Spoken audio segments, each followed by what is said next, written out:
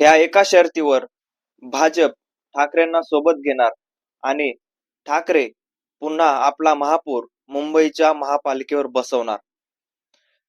मंडळी, महाराष्ट्रामध्ये मुंबई महानगरपालिकेची सध्या जोरदार चर्चा आहे. महापौर कुणाचा बसणार? त्यात आता भाजप आणि ठाकरे यांच्यामधला संघर्ष समोर आलेला आहे आणि एकनाथ शिंदेला बाजूला सारून आपला महापौर तिथे बसवायचा अशा प्रकारचा ठाकरेंचा हा निर्णय अगदीच योग्य वाटत आहे. नेमकं याच्यामध्ये घडलंय काय, समोर काय आलंय आणि भाजप आणि ठाकरेंची युती कधी होणार आहे, कधी महापौर बसणार आहे, नेमकं काय घडणार आहे, हेच आपल्याला या व्हिडिओमध्ये सविस्तर पाहायचं आहे. व्हिडिओ कुठेही स्किप करू नका, कुठेही पळू नका, कारण संपूर्ण माहिती तुम्हाला मिळणार नाही जर व्हिडिओ तुम्ही पुढे ढकलला तर. त्याच्यामुळे व्हिडिओ संपूर्ण बघा आणि चॅनलवर जर नवीन असाल तर चॅनलला सबस्क्राईब करा, कारण आपल्या चॅनलवर आपण असेच वेगवेगळे विविध माहितीपूर्ण व्हिडिओज खास तुमच्यासाठी घेऊन येत राहत असतो. मंडळी, आपल्याला माहित आहे महाराष्ट्रामध्ये वेगवेगळ्या घटना समोर आलेल्या आहेत.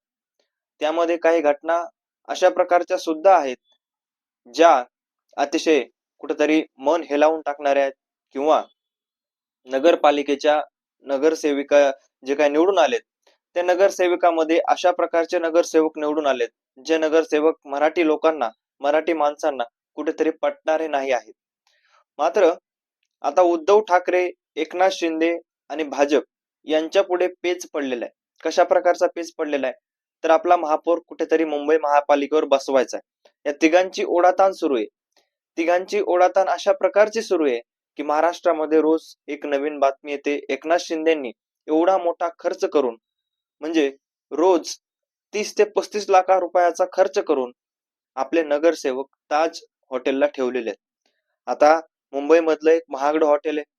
महागडं हॉटेल इतकं महागड आहे, इतकं महागड आहे की त्याला आतापर्यंत त्यांचा कोटीच्या जवळजवळ खर्च हा गेलेल्या 2-4 दिवसाचा.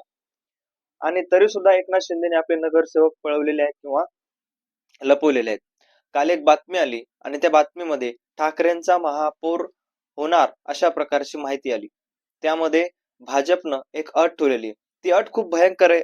ती अट म्हणजे अशी आहे, ती अट अशा प्रकारची अट आहे ती ठाकरेंना मान्य होईल की नाही हे सांगता येत नाही. ती अट तर आपल्याला पाहिजेच आहे. मात्र काल उद्धव ठाकरेंचे 2 नगरसेवक एकनाथ शिंदेंनी पळवले अशा प्रकारची बातमी आलेली होती. मात्र ते नगरसेवक कुठेतरी कामानिमित्त बाहेर गेल्याची चर्चा पुन्हा सुरू झाल्या आणि पुन्हा असं सांगितलं गेलं की ते कुठेही एकनाथ शिंदेकडे गेलेले नाहीत किंवा कुठेही गेलेले नाहीत. तर ते कुठेतरी सध्या बाहेर त्यांच्या कामानिमित्त, वैयक्तिक कामानिमित्त गेलेले असल्याची माहिती पुढे येत आहे.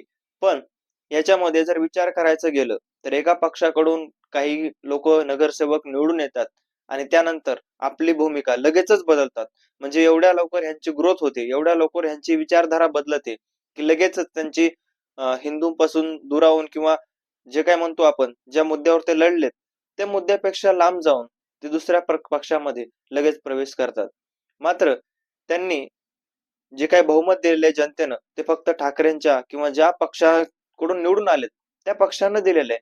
मग अशा प्रकारची ही विचारधारा बदलणं किंवा एक प्रकारे लोकशाहीचा अवमान करणं, लोकशाही जनतेनं निवडून दिले तुम्हाला या पक्षामधून तर याच पक्षामध्ये राहायला पाहिजे अशा प्रकारचं लोकांचं म्हणणं असतं किंवा लोकांची एक विचारधारा असते. आणि 5 वर्ष तुम्ही त्या लोकांच्या भावनेशी खेळता का अशा प्रकारचा प्रश्न याच्यातून निर्माण होतो. मात्र हे सगळं तर झालंच, ठाकरेंचे महापौर पळवल्याचे दिसून येत आहे.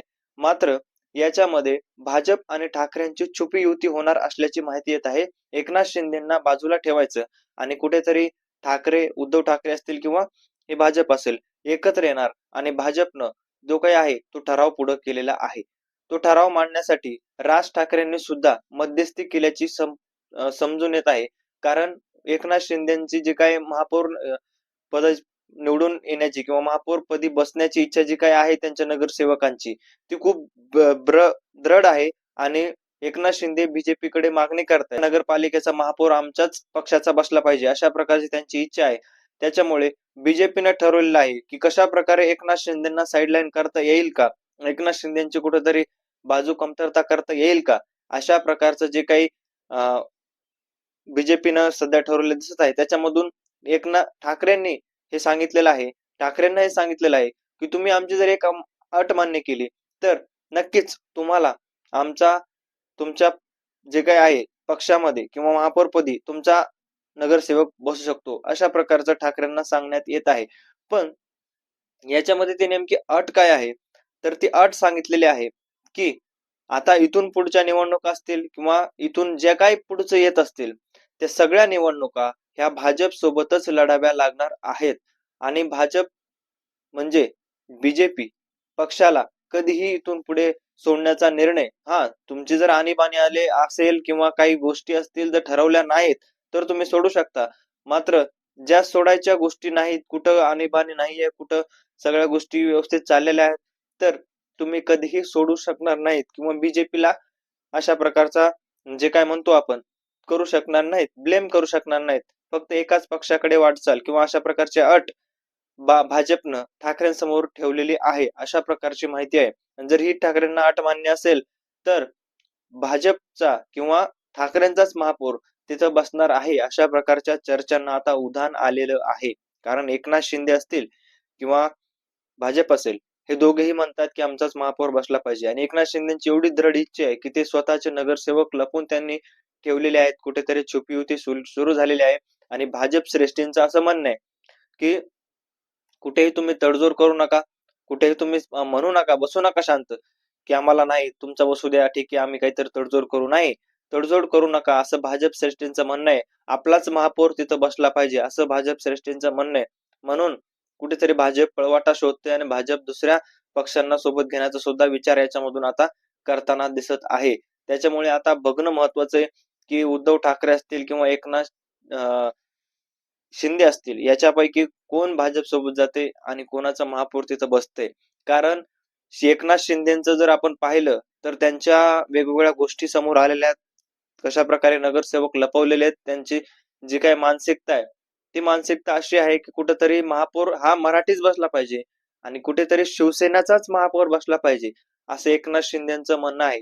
पण एकनाथ शिंदेचं जे काय म्हणणं आहे ते खरं ठरतंय का, नेमकं काय होतंय याच्या मागचा जो उद्देश आपण पाहिला तर भाजपनं जोरदार झटका हा कुठेतरी एकनाथ शिंदेना देण्याचं ठरवलेलं दिसून येत आहे. ते कसं, तर ठाकरेंना सोबत घ्यायचं आणि आपला महापौर बसवायचा आणि कुठेतरी एकनाथ शिंदेना दाखवून द्यायचं की तुमचे फक्त 30-29 आले असतील तर ठाकरेंचे 65 आलेले आहेत आणि तुम्ही अजूनही कुठेतरी ठाकरेंच्या पाठीमागेच आहात. अशा प्रकारचं जे काय आता समोर आलेलं आहे ते आता बघणं महत्वाचं आहे.